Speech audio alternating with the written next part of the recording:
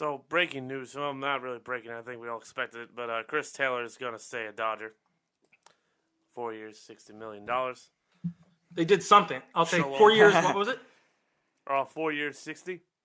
Okay, my guess was 464. So there you go. See? There you go. Well, shalom. Congratulations. Thank you. So, we were talking about buying championships. The Texas Rangers have probably heard this conversation and said, well, screw all of you, because that's what we're trying to do.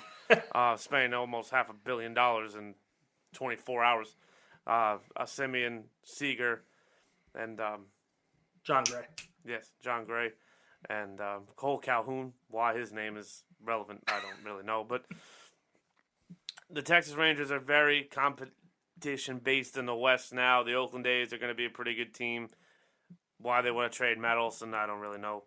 The A's, obviously, the Angels are going to get Mike Trout back next year, the best player in baseball, and the reigning MVP.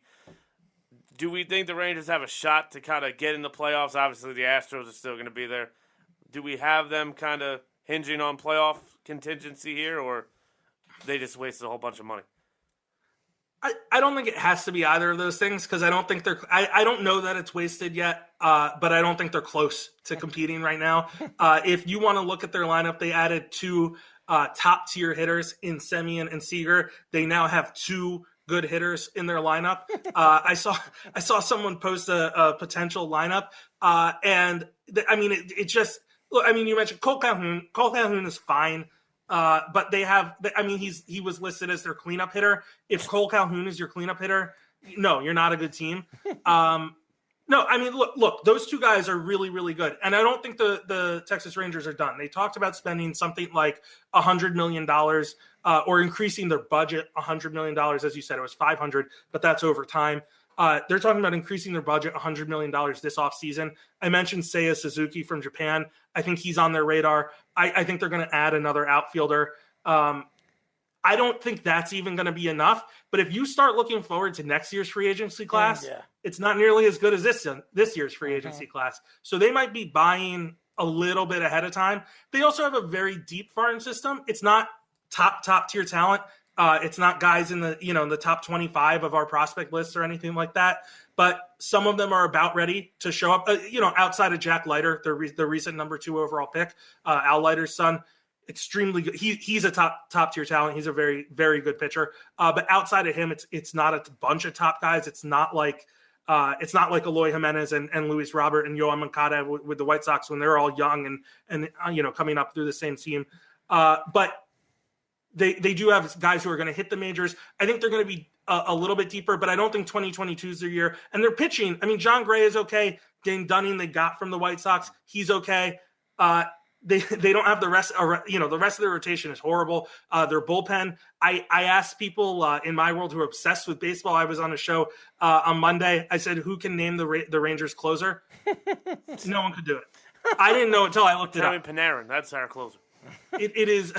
It's Joe Barlow, who nobody knows, and with decent reason. He's not a bad reliever, but he's not he shouldn't be your closer. You're not a playoff team, right? That's the reality. So I don't know that it's wasted. These are long-term contracts. You have multiple years which you can contend in the future, but it all depends on what they're going to do now, right? This is a start. It's an expensive start, but it's a start. It's an expensive start, that's for sure. We are talking to Baseball Prospectus Editor-in-Chief Craig Goldstein. Now, Craig, last question for me. We talk about the big teams. You talk about the Dodgers, the Yankees, the Boston Red Sox, obviously now the New York Mets, all these top teams that are going to spend a lot of money and have spent a lot of money in the last couple of years. Two teams right now that haven't made any moves, the Yankees and the Red Sox. Are you surprised right now? Obviously, not strike, the lockout is happening, and both teams really haven't made any moves, or are you expecting both teams, as the lockout starts to move forward, for them to make their decisions on what they're going to do to their rosters and their team before the season starts? I don't think the Red Sox are going to do a lot. They just signed Rich Hill for literally the 7th time in his career to sign with the Boston Red. It's not a joke. 7 times he signed with one team. in his career. They just brought him back. They signed Michael Wacha for 1 year, $7 million. I don't look at those as big. He's not good. No, I mean, look, I'm saying like that's what they've done. Yeah. It's not much. I think they're going to do stuff like that. And look, this was a team I didn't think was going to be very good last year. I had them as fourth in the AL East. Right. They made the playoffs. Right. They hosted the Yankees. You know, they were tied, but they hosted the Yankees in the wild card game. They were not that, you know, they were 2 wins away from ultimately making the World Series. Absolutely. That doesn't mean I can't criticize what Chaim Bloom and what they're doing in Boston. I think they should be doing more, but I think this is kind of what they're going to do. They're trying to build out depth and create room for some of the guys that they have coming up. Right. I do think that they'll be in on Kyle Schwarber. I think he's very good. It was a good trade for them. Obviously, he hit really well. I think he's a good fit for them. I heard the Yankees are also interested in Kyle Schwarber. Yeah, too. Well, I mean, they should. Look, everyone, they should be, as long as you can either play him in a bad left field. Yeah. You know, like the Red Sox have a short left field. They're able to do that off the wall, or play him at DH. And he's a really good, patient hitter. I think Yankee fans would probably go nuts if you had another strikeout prone guy who hits for power and takes walks and that kind of thing. So I think he's a good player, but you might have too many of those exact types of guys in one lineup. Right. I don't know how Yankee fans are going to react to what I have to say here, but I think they're going to sign Carlos Correa. I think that's where that's going. I know everyone hates him because of the as well they should, because of the cheating scandal. He is built for that market. I think he is I know there's discussion about what clutch, whether clutch exists, whatever. If it exists, he's it. He's 27. He can play a legitimate shortstop. If the Yankees end up with this offseason signing Andrelton Simmons or trading for Isaiah Kiner-Falefa, as was a rumor recently, if you're trading for the Rangers castoffs, well, they're signing Marcus Semien and Corey Seager. Look, as I said, I admire Brian Cashman greatly. That's a mess up. Right. That's a mess. And we think that the Yankees are going to make one big move. I think they will. It's either Correa or Freeman. I think it's either one or the other. They're just going to have to decide which one they want. I think the trade. Yeah. I think they might go with Oakland. I think they might try and bring in Matt Olsen, someone like that, who's a very good hitter too. He cut his strikeout rate dramatically last year, and had a phenomenal year at first base. Lefties would hit that right field outfield for the Yankees. It would be, I mean, almost unfair the way that he swings and his pull power. But yeah, I mean, I think it's going to be Correa. Maybe it's Freeman. I think it's going to be one of those guys. I think the reason I like Correa is I like the right-handed power for them. I like his ability to actually be a shortstop. Look, I know that they have Anthony Volpe. He looks good. And he's very good. And they just drafted another shortstop in Trey Sweeney. I know that they like these guys a lot. We're going to rate Volpe very highly. That's all well and good, but you have 2022 to care about.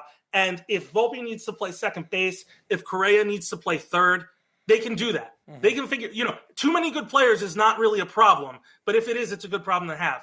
I don't think you really worry about that right now. You go get Carlos Correa and you improve your team dramatically. So speaking of too many good players, your team, the Dodgers, obviously losing Max Scherzer and Corey Seager, but it's still loaded. It's still the best team in baseball on paper. So do you think they're trying to shed salary more? They were over the luxury tax last year, but I think by 30-something million. And do you think this is a year where they still could go after somebody big, or is it just small moves this year and try to get under the luxury tax? Yeah, I mean, the Chris Taylor signing, I don't think that's small money. And obviously he was part of their team last year. I think he's an important part because the reason that they've been the best team in baseball is they've had an insane amount of depth. What I was talking about with Chaim Bloom in Boston, what they're trying to do. It's what the Yankees do too. When they had, I know a lot of those guys fell off the next year, but when they had Mike Tauchman and Cameron Maybin, all these guys step up and step in and be good. The Dodgers have a version of that. They had Kike Hernandez doing that. They had Chris Taylor doing that. It's not necessarily a fixed position, but they plug in and play all over. They let other guys get rest, or if they get hurt, they can extend for a while. They've lost a lot of that depth over the last couple of years. The rotation, I mean, they need to sign Clayton Kershaw. As a fan, I think you have to do it. I understand that he's going to get hurt. I understand he's not going to throw 200 innings. When he does pitch, he's very good. He's the face of it's a little bit like the Freddie Freeman thing. What are we doing here? This is the face of the franchise, and he's good when he plays. I they're running out of big names to go get. I've seen rumored interest on Freddie Freeman. I think that would be a great decision. I think they can afford to do it. I think some of what's causing them a problem is Trevor Bauer is sitting there. He's on administrative leave. We're going to see if he gets what the suspension is going to be. I don't think he pitches for the Dodgers ever again. Really? The question is if he gets suspended, they get that money back. If they just opt not to play him, they don't get it back. And so that's going to depend on, that's going to impact how, because he's making $42 million next year. It's going to make a difference on what you're paying people. So they might be waiting on some level for some resolution there. You actually kind of just segued into my question perfectly, so I'm glad we're synced here. So Trevor Bauer obviously is a big name that could be traded, right? We'll say that's fair to say. Could be, sure. Okay. I don't think anyone's trading for him, but sure. No, but I'm sure if the Dodgers have to pay him, then the team will say, we'll take half the payment and give us, the suspension for whatever. But anyway, what market or what tree leaves are you hearing of the next big name to get traded? I think it's going to be Hader, personally. But what's the next big guy that everyone's going to go, that's the guy that the team's going to have to trade now? Yeah, I mean, it's the name I've been saying over and over. I think it's going to be Matt Olsen. I like the A's are they're like actively antagonizing their fan base in the city that they play for. They're talking about moving to Las Vegas. I think they're just absolutely. I mean, look, Marcus Semien, he just got $175 million over 7 years. He was with the A's. He was basically an MVP quality guy in 2019. He fell off in 2020. They basically said bye. They gave him a $12 million. They didn't even qualify and offer him. They gave him a $12 million offer. The Blue Jays signed him for 18, and then he goes and has an MVP quality season. I know you're not winning the MVP with Shohei Ohtani, but he was that level of player. And Vladimir Guerrero, too. What's that? And Vladimir Guerrero. Yes, right. yes. I mean, they had two MVP quality guys. Yes. Look, only one guy can win it, but he was up there with them. And then he gets $175 million. The A's are they're not willing to pay these guys what they're worth. And Olsen is in arbitration. He had, I don't know, look up his numbers. They're monster numbers. They're better than you think they are right now. That's what I'm going to tell you about Matt Olsen. And he's going to bring them a haul. Someone will pay up in prospects for them. And by the way, if you're the Yankees potentially trading for Matt Olsen, maybe you sign Carlos Correa and trade for Matt Olsen and trade Trey Sweeney or Anthony Volpe or one of your many infield. The Yankees have a deep farm system. Yes, they can trade a couple of those guys and not be barren, in the farm system, something like that. I don't think they're going to trade Volpe. I think they really I don't think they will. But I'm saying you could do that, and you'd make your team a lot better in 2022. Now there's long term to think about. Yeah. I'm not saying it's the only way to do things, but you could do that. I think the two players that I think are untouchable right now in their farm system is Volpe and Dominguez. I think those are the two guys that I think the Yankees, Dominguez, who everybody believes is going to be a 5-tool player, a Manny Ramirez type of power player. Yeah, I know, but he's a switch hitter. He can hit for power, and for a guy that can hit and play and be a 5-tool player and he's a switch hitter, there are not many in the league like that. So he's a physical freak. Yes. If you've seen a video of him, he's huge. Mm-hmm. He's a big guy. And he flies. Mm. He's really fast for how big he is. I think some of his legend has kind of preceded him a little bit. It doesn't mean he can't get there. But right now, he's not like the number one prospect in baseball or anything, which was how people talked about him originally. But that's okay. It takes a long time when you sign at 16 and you debut at, even at 19, 20, there's years go by for these guys to figure things out. Was Mike Trout, and we know what Mike Trout is. We know what Mike Trout is. So, that's exactly right. And I don't know if that's Dominguez, and I'm not saying he's Mike Trout. No, we'll see. Yeah, we'll have to see what he does when he got, because I thought Florial was going to be a good player, and he got hurt, and he's just not. I just don't know what happened to this kid that everybody thought as a prospect he's a 5-tool player and he could play the game, and then he tore, I forget what he tore. He tore something in his leg, and he hasn't been the same player. And unfortunately, the Yankees are now probably looking to push him out of the farm system. So maybe he's someone who goes in a trade. Exactly. Those are guys other teams are willing to take a chance on, see if they can adjust something and get something out of those guys back.